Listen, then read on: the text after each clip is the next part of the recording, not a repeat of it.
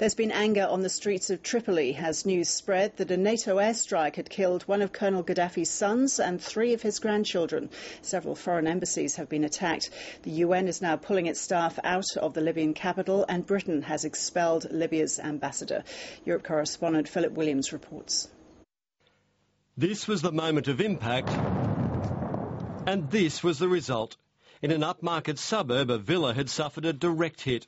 At first, foreign journalists weren't told whose house it was. Libyan officials said Colonel Gaddafi and his wife had been inside visiting their youngest son, but they managed to escape unharmed.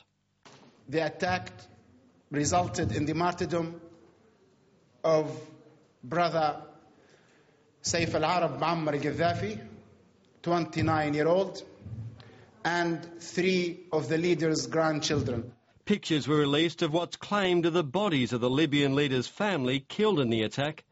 As news spread of the deaths, angry pro-Gaddafi demonstrators took to the streets.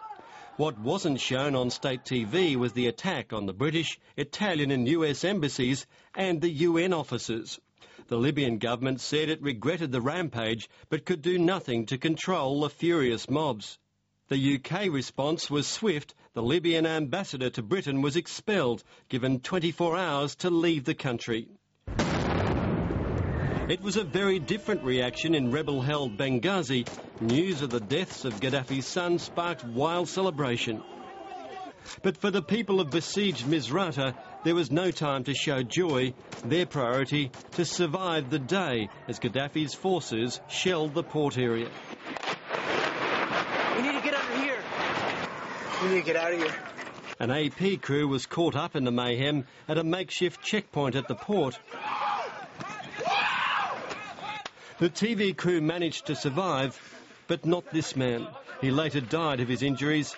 With the port now mined, evacuations and resupply is even more dangerous, and there's no sign of the end to this slaughter. Philip Williams, ABC News.